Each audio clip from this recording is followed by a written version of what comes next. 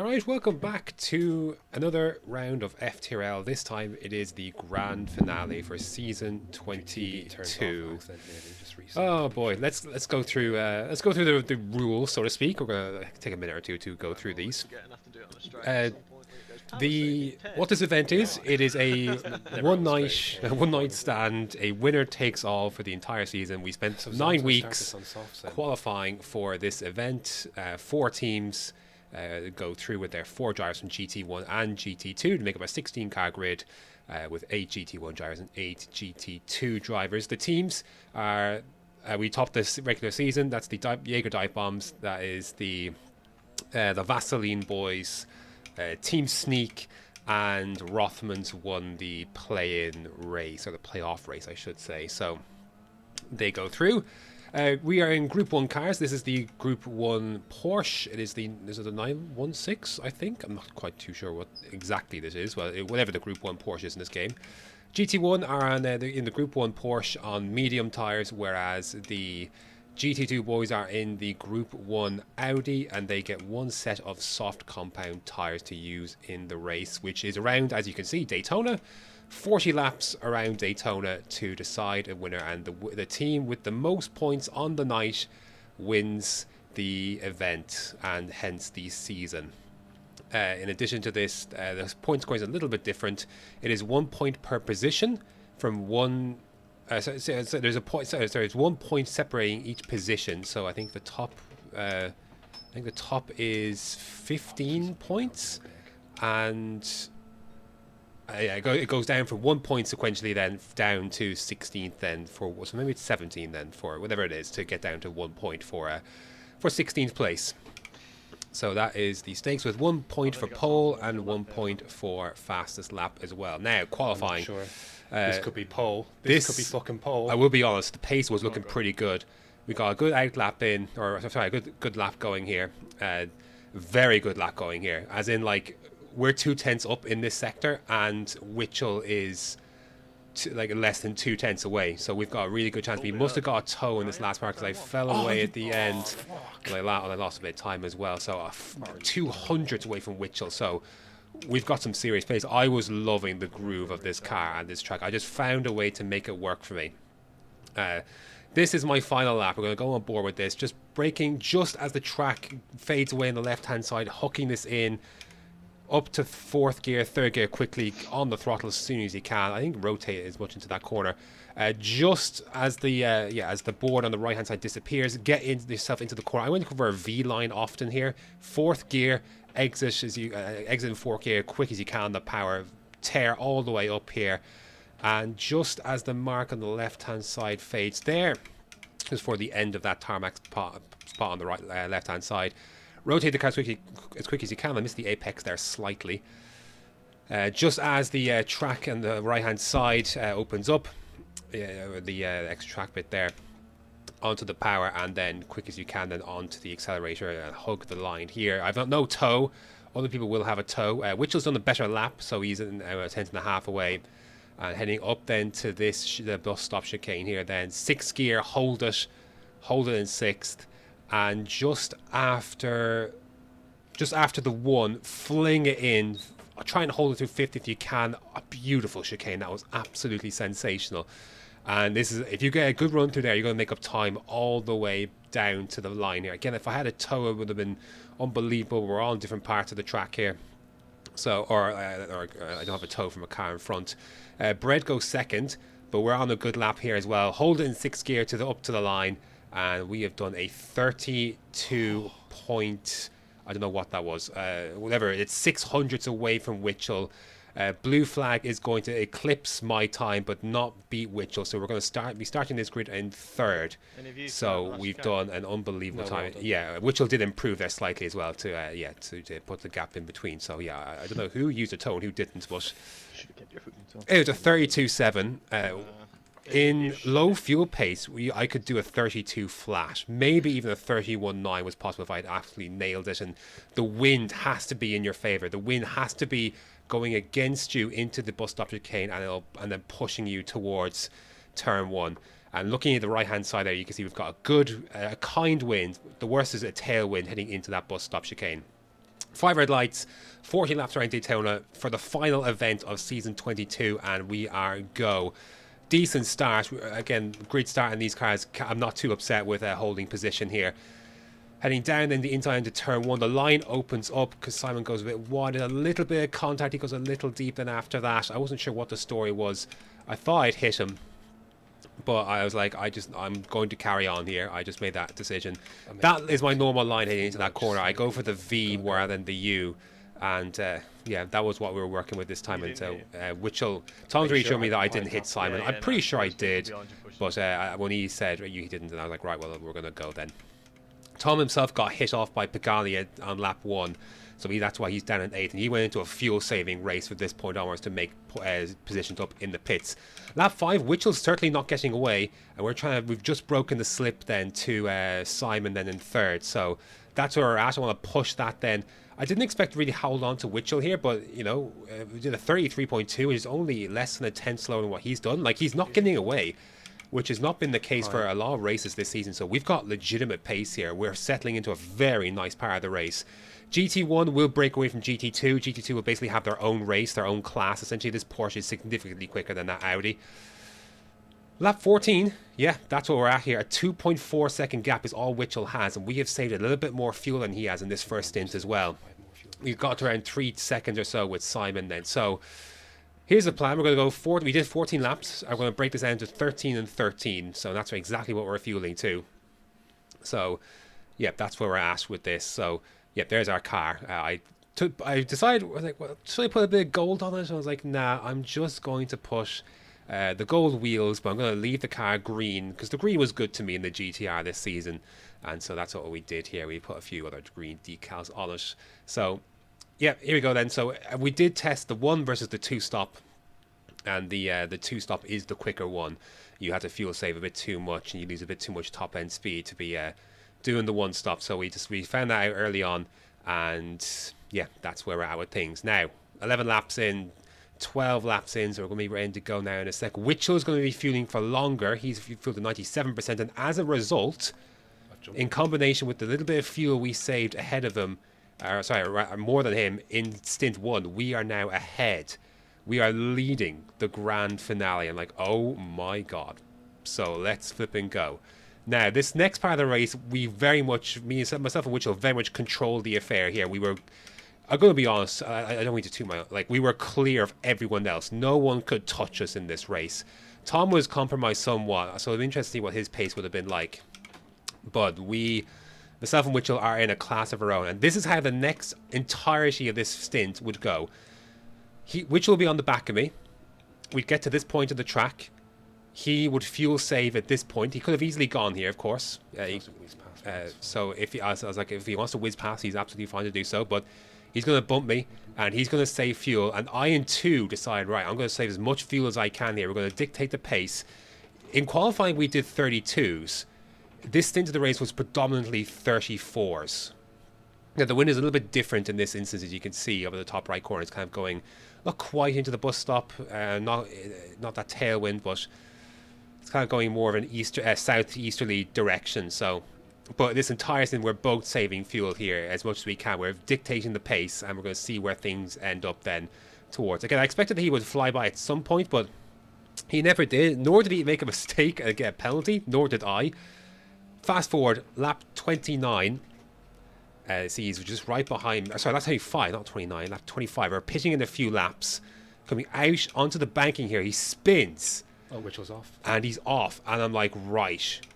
Oh, my God. Oh, my God. Wow. That is a rarity. A Witchell mistake. And now, all bets are off. Fuel savings over. We're no longer shifting to 7th gear down here. We are going for it. We're going to push this pace now. We're pitching in 2 laps' time on the end of lap 27.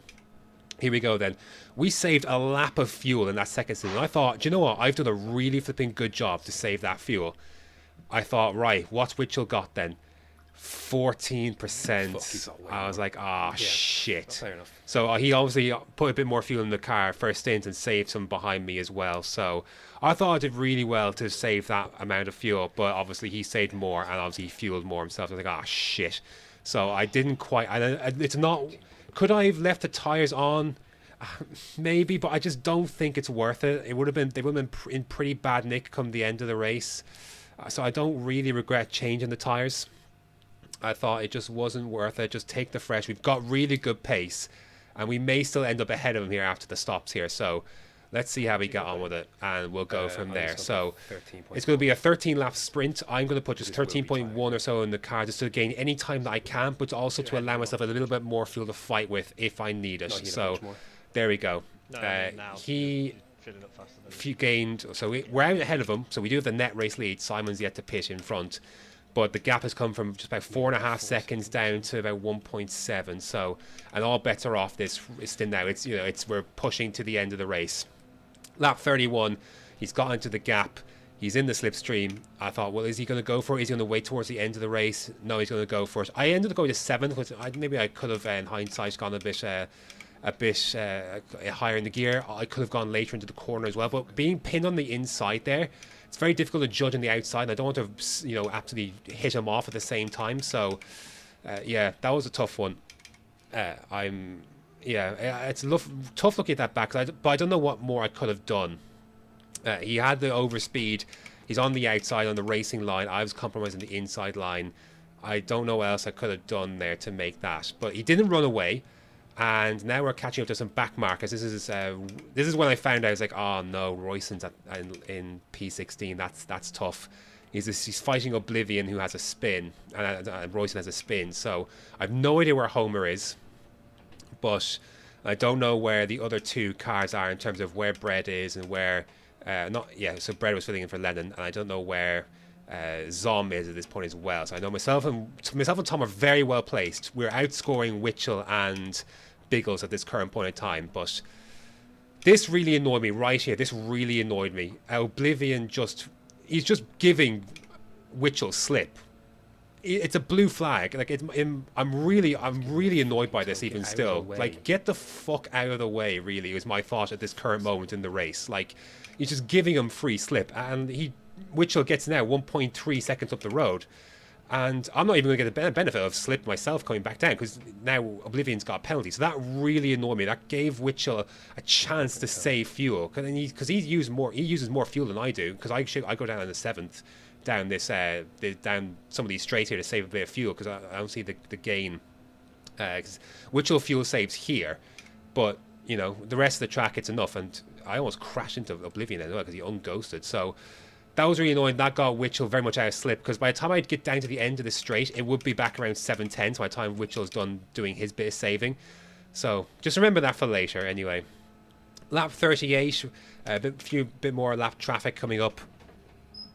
But this is the lap where things begin to turn. We haven't actually. The fast lap is a 33 flat. Qualifying, we were doing decent 32s, and obviously with the pace of that second stint, we were pretty flippin' slow, deliberately. But now though, I wasn't gunning for this, but the way the lap fell, I'm obviously pushing. Like, I'm pushing to try and get back in here. 32.8. That is the fastest lap of the race. We have that extra point now, so that is significant depending where the others are in this race. Lap 39, it's going to be tough. It's going to be tough to get in slip and make a move. I have to hope for a mistake or lap traffic. It'd be a big wiggle there for Witchell. I have to say, like, this race, I've driven almost a perfect race. Like, no penalties, which I was getting quite a few in practice. We've timed everything, measured everything.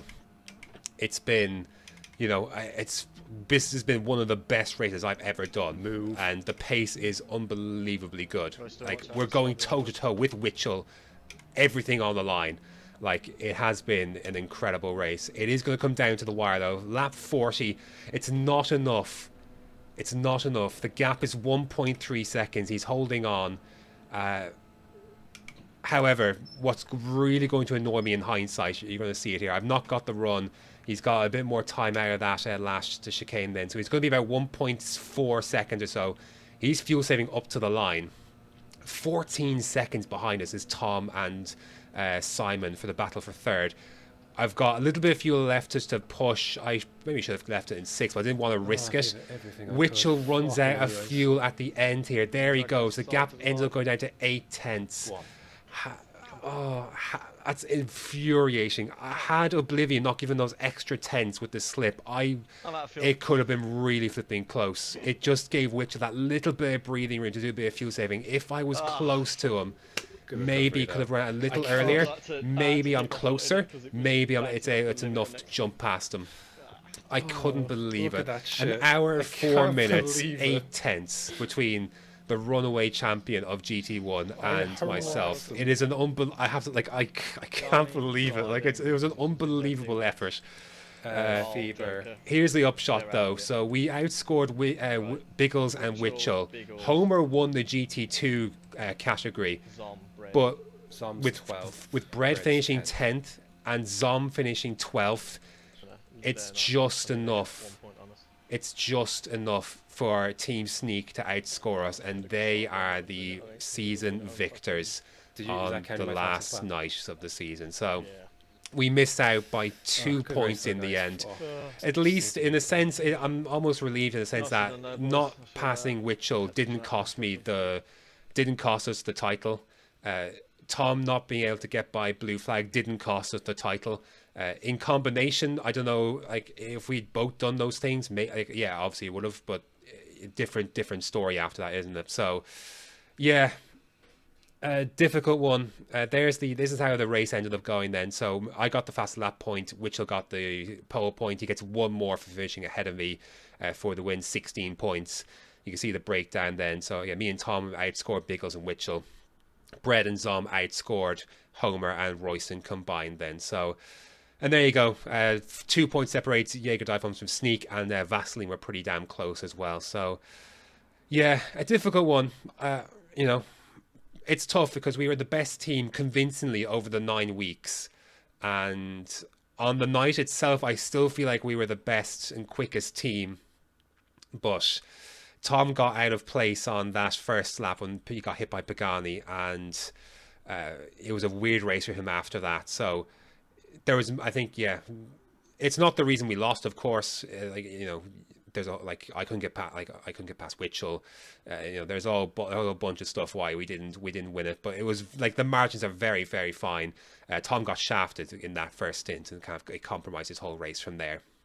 So, yeah, difficult one to take. But I'm really proud of how I drove. That was one of the best races I've driven.